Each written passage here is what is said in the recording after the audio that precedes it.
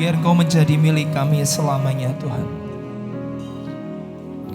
Kalau Engkau bukan Tuhan yang menjamin kami untuk menapak masuk tahun depan, dan Kau bukan Tuhan yang berjalan di tengah-tengah kami untuk masuk ke tahun depan, kami tidak mau berjalan Tuhan.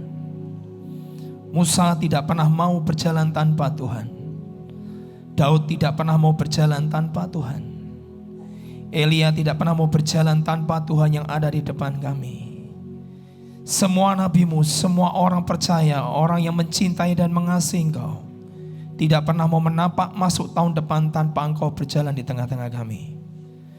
Hamba berdoa ini biar jadi kerinduan dan jeritan setiap hidup kami Tuhan. Ajari kami dari kebenaran-Mu. Biar kebenaran itu yang membukakan setiap mata rohani kami untuk kami melihat dan mengerti akan Tuhan dalam hidup kami. Dan kami mengalami secara pribadi Tuhan. Hamba berdoa di dalam nama Yesus. Kami berdoa dan kami percaya, nyatakan kebenaran-Mu. Dan setiap saudara yang percaya berkata, amin, amin. Silakan saudara duduk dalam hadirat Tuhan.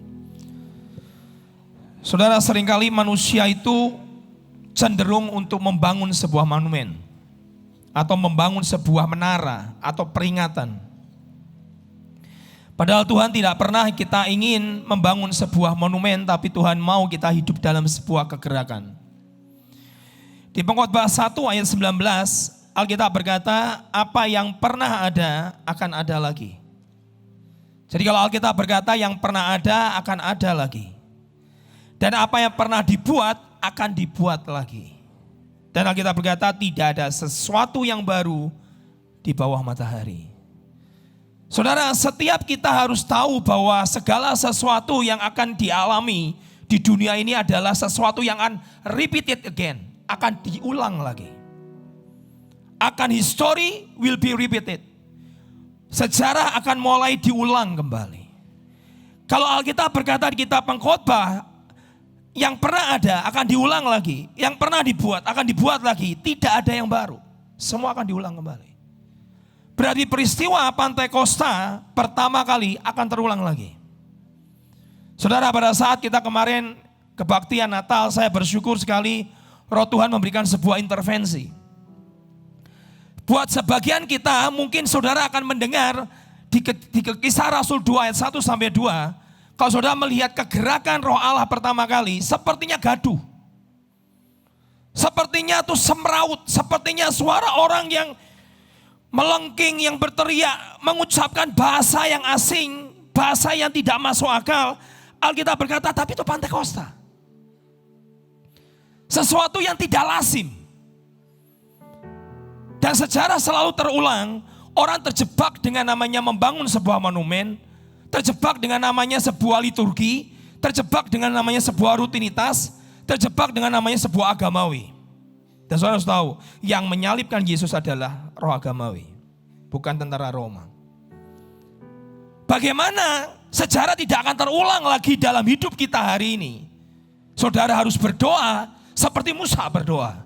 Kalau bukan Tuhan yang jalan di depanku, aku tidak mau berangkat. Kalau bukan Tuhan yang ada di dalam kemah bait suci, aku tidak akan mau masuk. Saudara tahu kapan Roh Tuhan meninggalkan bait Allah? Saya belajar tadi. Saya shock sekali. Bait Allah tabernakel pertama kali dibangun oleh Raja Salomo.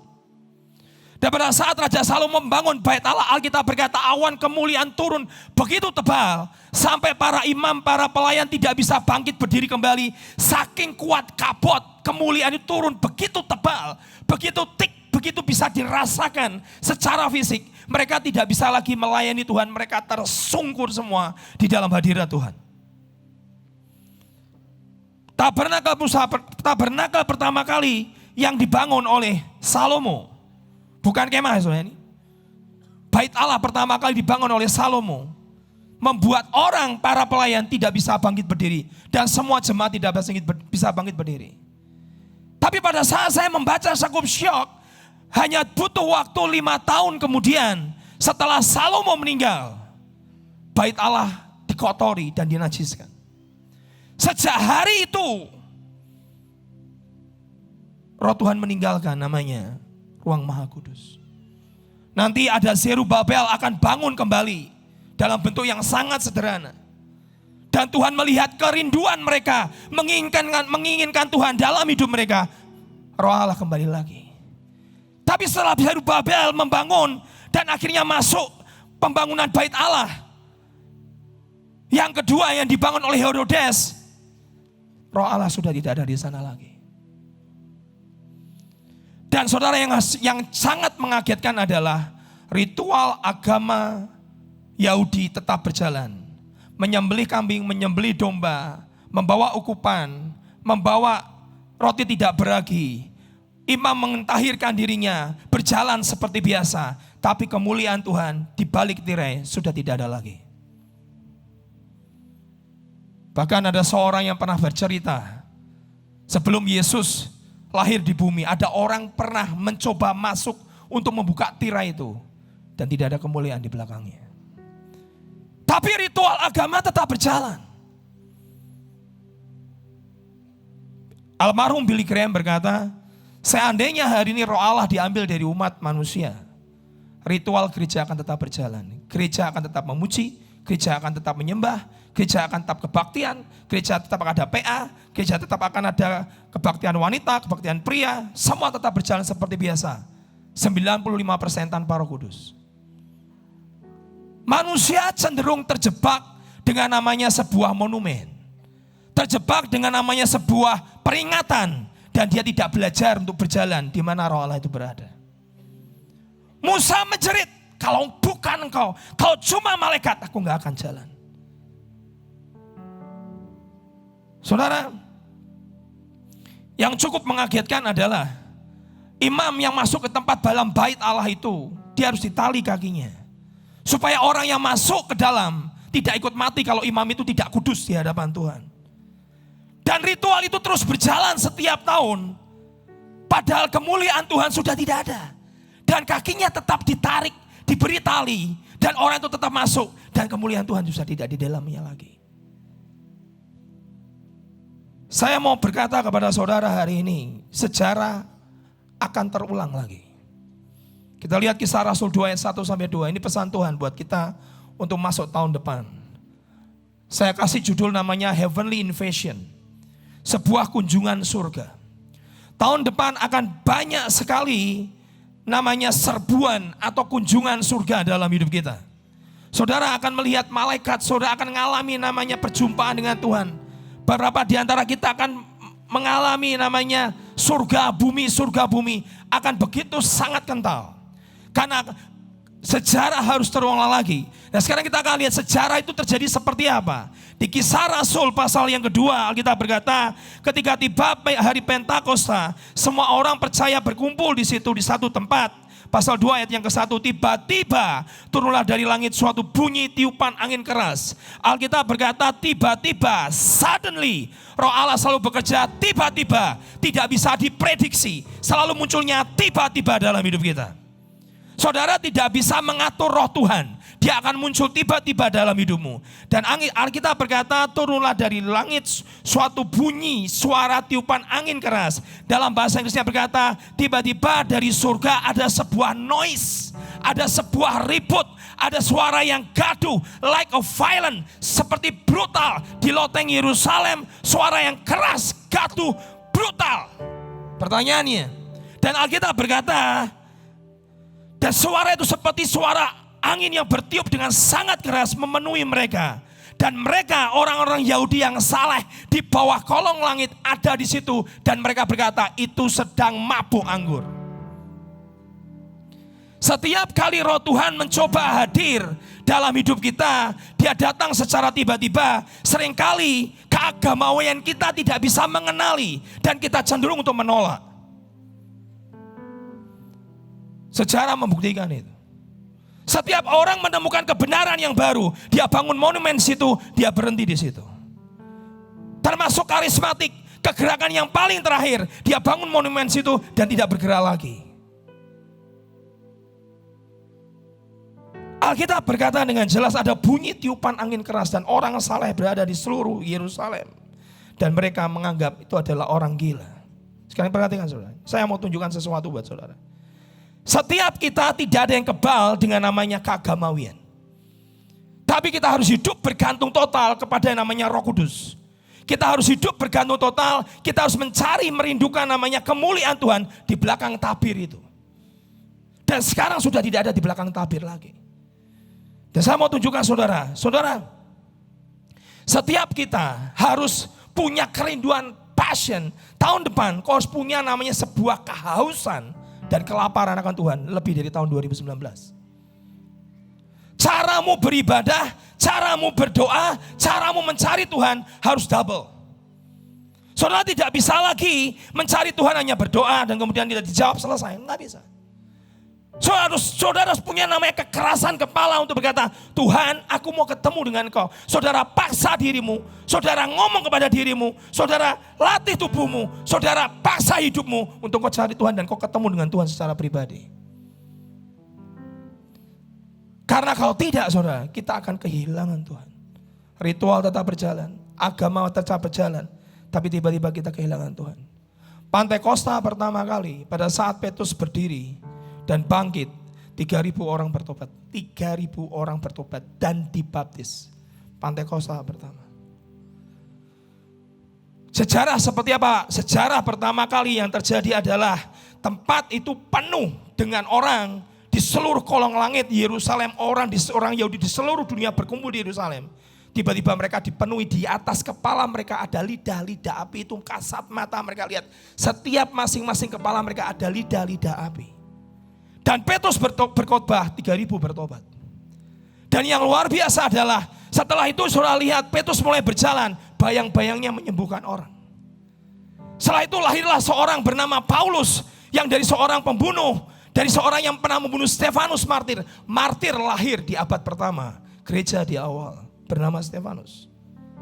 Tapi lahirlah Paulus yang dirajam batu sampai mati. Dikelilingi oleh para murid dan hidup kembali. Di situ lahirlah para nabi bernama Agabus. Lahirlah Silas. Dan Petrus menjadi soko guru. Dan dia memimpin jemaat. Dan hari itu kunjungan malaikat begitu nyata. Sampai mereka berkata, yang mengetuk pintu berkata, Petrus ada di luar. Enggak, Petrus lagi di penjara. Itu Petrus di luar. Mereka berkata, itu bukan Petrus, itu malaikatnya. Kunjungan malaikat terlalu nyata. Saudara baca Kisah Rasul, hari ini saya sedang baca Kisah Rasul. Isinya ketemu malaikat. Seperti hal biasa. Makanya heavenly invasion. Ada namanya serbuan surga.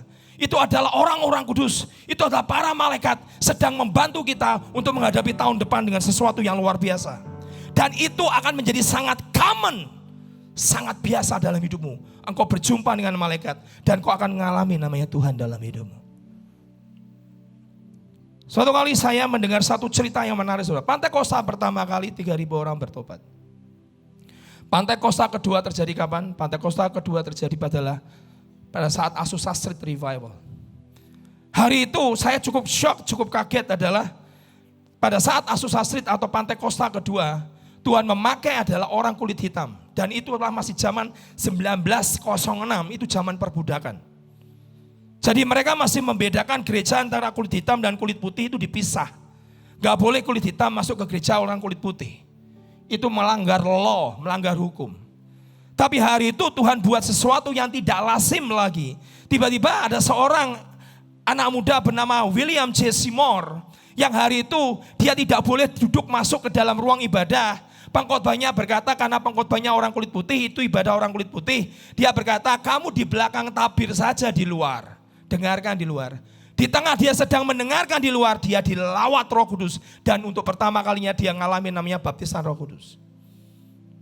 Dan sejak dia mengalami baptisan Roh Kudus, fenomenal, orang mengalami mujizat, lumpuh berjalan, buta melihat, bayang-bayang yang menyembuhkan itu jadi sangat common, jadi sangat biasa. Dan tiba-tiba Tuhan memakai bukan orang kulit putih, tapi orang kulit hitam berdiri di tengah-tengah mereka. Dan semua orang dilawat Tuhan luar biasa. Dari gedung yang hanya isinya cuma berapa? 600 penuh. Di luar orang berjubel sampai di jendela-jendela melongok. Pengen masuk berbaris sampai ujung. Saya pernah pergi ke tempatnya. Itu berbaris berjam-jam. Kebaktian selesai sampai tengah malam. 4 jam, 5 jam, 6 jam. Hanya seorang kulit hitam yang berdiri bernama William J. Seymour. Untuk pertama kali dalam ibadah orang kulit putih dan kulit hitam nyampur jadi satu. Dia selalu buat sesuatu yang tiba-tiba dan tidak lazim. Dan seringkali orang agamawi akan berkata, kok campur? Dan saya cukup shock, cukup kaget. Orang yang ngerti firman, Bapak Pantekosta melihat itu dia gak suka. Kenapa orang kulit putih dan kulit hitam bersatu? Tidak boleh, itu melanggar hukum. Dia dalam satu ruang ibadah. Saudara tahu, Pantekosta kedua hanya bertahan cuma 3 tahun. 1906 sampai 1909. Selalu yang menghentikan roh Allah adalah kedagingan manusia. Selalu yang menghentikan roh Allah adalah karena ketidakmengertian bagaimana Tuhan itu menginvasi atau mengintervensi dalam setiap ibadah. Padahal saudara tahu, Pantekosta pertama yang bertobat 3.000. Pantekosta yang kedua memberikan dampak, saudara tahu berapa? 600 juta manusia.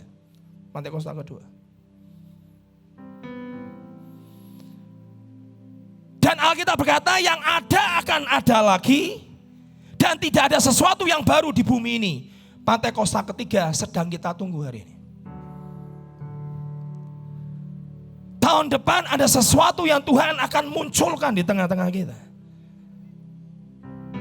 Kita sedang menunggu Pantekosta ketiga. Kalau Pantekosta kedua 600 juta orang kena dampaknya seluruh dunia.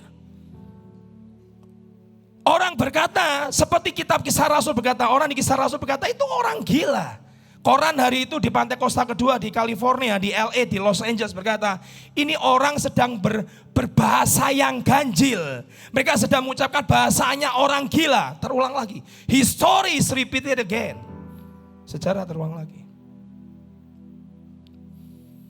Jangan-jangan Pantekosta ketiga nanti muncul, kita akan menjadi orang yang mencemooh atau saudara di dalamnya. Saya berdoa kita adalah orang yang haus akan Tuhan. Kalau orang yang haus akan Tuhan, dia tidak akan mencemooh. Yang pahit pun akan ditelan, akan menjadi seperti madu. Pantekosta kedua, begitu banyak orang yang bertobat dan hanya bertahan 3 tahun. Ini yang menarik, saudara. Pantekosta yang ketiga nanti terjadi, saudara. Itu begitu real sampai, kalau ngomong di mimbar sulit. Orang akan sangat biasa dikunjungi malaikat. Mujizat terlalu real, terlalu mudah. Dan Tuhan tidak lagi pakai one name, satu nama. Istilah yang saya sering kali saya ucapkan, saya gak akan pernah lupa itu. Oh, Tuhan akan pakai nameless, orang yang gak dikenal. Hari ini Tuhan tidak suka cari orang yang punya big name, nama besar, enggak. Dia cari orang yang nameless, tidak diketahui, tidak dikenal. Dia akan cari orang yang faceless, wajahnya pun dia enggak dikenal. Ini bukan orang hebat, bahkan tidak dikenal. Dia hanya CS. Saudara tahu Pantekosta kedua di Azusa Street itu di gudang, Pak Pendeta. Dan kandang. Ini gudang. Disulap aja. Gak kayak gudang. Pantekosta kedua, makanya saya ingat kata-kata itu. Kedua itu di gudang, di kandang. Dia Tuhan sudah tidak lagi di belakang tabir di bait Allah. No. Dia mencari jiwa yang betul-betul menginginkan dan haus dan lapar akan dia. Itu Pantekosta kedua. Tapi ingat baik-baik, jangan kedagingan menghentikan. Setiap kali manusia campur tangan dalam kegerakan, Roh Allah akan mundur. Dalam Pantekosta ketiga ini yang terjadi. Saya tutup dengan ini, saudara. Karena waktunya gak banyak, saya dikasih waktu cuma 10 menit. Padahal sudah lebih ya Pak ya. Dengarkan cerita yang terakhir nih. Satu kali ada seorang hamba Tuhan, dia khotbah di South Africa. Ini menarik sekali. Dia harus babat alas rumput setinggi manusia. Setinggi bukan manusia, dia kasih nama setinggi gajah. Dia harus babat, dia harus bersihkan lapangan itu. Dan hari itu yang datang sekitar 8.000 orang. Dan pendeta ini berkata, itu adalah crowd terlalu kecil. 8.000 itu adalah jumlah KKR saya yang terlalu kecil. Lalu kita nek wolong itu semban-ban kamsih ya Saudara. Ini 8.000 adalah crowd yang terlalu kecil. Di lapangan, apalagi di lapangan di Afrika. Dia itu di South Africa. Dan hari itu dia khotbah KKR kalau nggak salah 5 hari mungkin. Crowd 8.000 orang di zaman Tuhan, lumpuh berjalan, buta melihat, tuli mendengar, itu common terjadi, luar biasa. Hari terakhir KKR selesai, hamba Tuhan ini berkata, aku pulang dan karena gelap, itu Afrika, lampu hanya lampu sorot di lapangan. Begitu KKR selesai, lampu sorotnya juga mati semua, saya harus menyalakan lampu mobil saya. Sambil melewati jalan yang rumputnya tinggi-tinggi, semanusia atau mereka sebut namanya rumput gajah, setinggi itu. Dan kemudian pada saat saya sedang berjalan melewati rumput-rumput itu, pendeta ini sedang mengedrive mobilnya karena dia sudah 30 tahun di Afrika. Dia berkata, saya sedang drive mobil saya, tiba-tiba saya lihat seorang anak muda sedang jongkok di situ menghalangi jalan saya. Tapi akhirnya ada apa? Saya mau dirampok atau diapakan? Dia buka pintu mobilnya, dia keluar. Pada saat dia keluar, dia ketemu dengan pemuda itu, dia berkata, kamu ada apa? Dan dia berkata, Tuan, saya untuk berjalan ke tempat ini dari desa dan kampung saya butuh waktu 2 hari. Untuk cari Tuhan, dia harus berjalan kaki. Si pemuda ini usia 16 tahun, aku harus berjalan 2 hari. Oke, kenapa? Boleh enggak Tuhan? Saya waktu saat mendengar engkau khotbah, saya bertobat, saya menerima Yesus. Dan saya punya ketetapan di hati saya harus ketemu dengan pendetanya, saya harus minta didoakan. Dan tiba-tiba dia berkata, boleh enggak Tuhan? Semua orang sudah pergi, tinggal saya seorang diri. Sebelum saya pulang ke kampung halaman saya butuh waktu jalan 2 hari lagi. Tolong tumpangi tangan saya, tolong doakan saya baru bertobat. Saya ingin minta kuasa Roh Kudus turun dalam hidup saya. Dengan senang hati. Dan hamba Tuhan ini berkata, aku dengan senang hati, dengan passionate, saya berkata, orang yang begitu haus. Begitu saya tumpang tangan, saya melihat sebuah tanda yang ajaib. Kuasa Tuhan turun, saya lihat dia terpelanting, dia ngalamin namanya aliran listrik, kuasa Roh Kudus menggetarkan seluruh tubuhnya.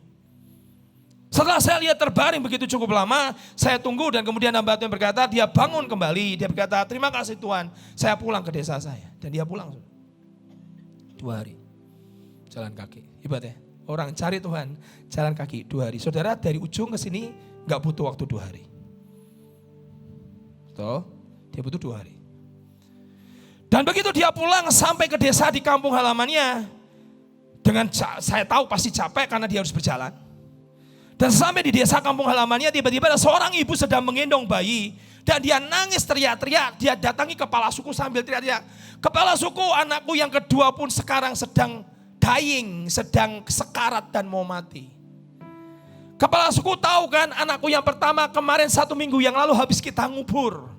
Dan ini ada penyakit yang kedua, penyakit yang sama diderita anakku yang nomor 2 dan dia sedang menuju kematian.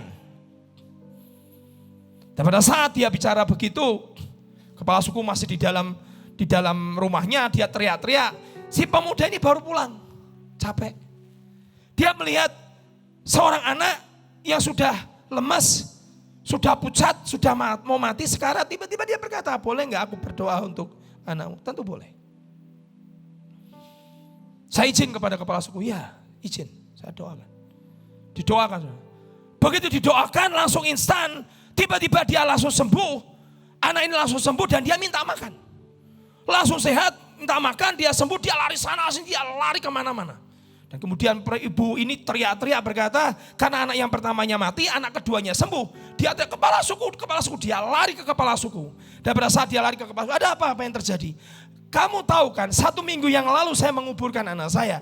Hari ini anak saya yang kedua juga saya mau kuburkan lagi, karena sudah sekarat dan mau mati. Tiba-tiba ada orang bernama David, si kecil usia 17, dia doakan anak saya, dan anak saya sembuh. Terus kenapa? Dia berkata, dia menyembuhkan anak saya. Kemudian kepala suku berkata ini, kamu sembuhkan dia. Tuhan Yesus sembuhkan dia. Oke, sekarang kamu pergi ke pondokku. Ada anakku perempuan, sudah 16 tahun. Di dalam pondok, dia lumpuh sejak dari dia lahir. Tolong doakan dia. Seizin kepala suku. saya akan lakukan. Mari masuk ke pondok. Dia masuk ke pondok, saudara. Dia doakan. Di dalam pondok itu ada suara bunyi seperti tulang bergerak. Karena 16 tahun. Pada saat didoakan tulang berbunyi semua beraturan kembali ke posisi semula. Dan tiba-tiba si gadis berusia 16 tahun ini dia bangkit berdiri. Dan dia sembuh. Dia keluar dari pondoknya ketemu kepala suku. Dia nangis, dia jerit, "Papa, saya sembuh." Dan dia berkata, di Afrika kalau saudara mendengarkan perintah kepala suku lebih baik kau obey, kau lebih baik taat. Dan kepala suku ngomong, "David, buat sekarang kesembuhan seperti ini 10 hari di desa. Panggil semua suku di desa itu." Dipanggil semua, saudara. Hari itu David khotbah 10 hari. Baru lahir baru, terima baptisan Roh Kudus, mendoakan orang. Selama 10 hari terjadi revival, satu desa kenal Tuhan Yesus dan mereka bertobat semua. Dan hamba Tuhan ini mendengar ada kegerakan di satu desa dan seorang bernama David, usia masih 17 tahun, dia buat KKR. Pendeta tanya, "Siapa namanya?" "David." "Di mana dia?" "Di sana." Tiba-tiba pendeta ini sedang di dalam tenda persiapan akan firman, menyampaikan firman. David muncul, dia ketuk pintunya, dia buka. Berkata, "Pastor, kamu ingat saya?" "Siapa kamu?" "Saya David. Aku adalah laki-laki yang di rumput yang tinggi itu menunggu kamu mendoakan saya. Dan sekarang satu desa terjadi kegerakan. Seluruh kepala suku memanggil semua suku yang lain. Mereka terjadi kegerakan." Saudara, saya beritahu, itu akan terjadi karena nameless, faceless. Sampai hari ini kita gak kenal siapa mereka. Tapi Roh Allah sedang bekerja. Dan tahun depan, saudara engkau harus mulai siapkan hidupmu. Jangan gampang ngomong sesat. Tiba-tiba muncul orang kudus, kau jangan bilang sesat. Itu akan sangat kental. Yesus bertemu dengan Elia, Yesus bertemu dengan Musa. Sangat biasa, surga sedang akan menyerbu bumi. Pak Arun Akman bilang, kalau sudah istilah surga dan bumi nyampur jadi satu, dua ingredient antara surga dan bumi itu bercampur, itu dahsyatnya luar biasa. Saya shock waktu Pak Arnold berkata begitu. Dia berkata, kalau sampai surga jadi nyatu sama bumi, unsur itu nyatu dan di dalam Yesus ada surga, ada buminya, benar. Dan itu akan sangat kuat dan akan sangat dahsyat.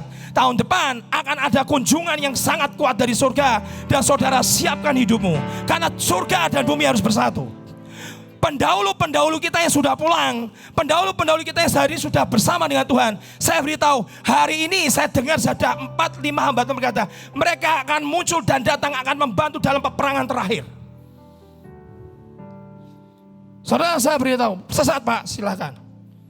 Tapi firman ada itu. Dia akan datang dan akan datang seperti dia akan membantu, dan surga akan betul-betul menyerbu bumi. Fenomena malaikat muncul, semua akan datang, saudara. Siapkan hidup saudara. Amin. Jangan terlalu cepat menghakimi, karena kisah Rasul akan terulang kembali, bahkan lebih besar dan lebih dahsyat. Karena Pantekosta ketiga adalah kedatangan Yesus kedua kali, sudah sangat singkat. Dan saudara siapkan hidupmu. Lupakan semua yang dari dunia ini yang sudah mengganggu saudara. Kebaskan semua. Siapkan hidupmu sebagai mempelai, karena kunjungan surga akan datang dalam hidupmu. Dan kau lebih baik ready, dan kau siap, dan kau menyambut Tuhan. Amin. Mari saya undang semua bekerja sama-sama datang kepada Tuhan. Mari yang katakan sama-sama, kiarabo shekera labara labara labara labara kiara labara labara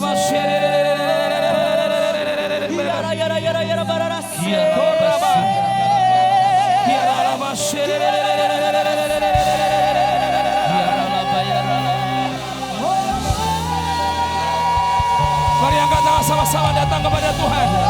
Kiara labara mari angkat tanganmu.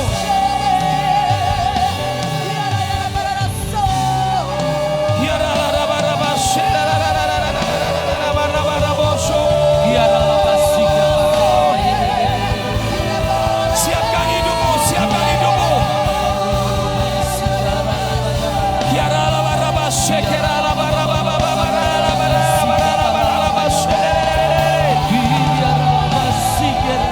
kiara labaraba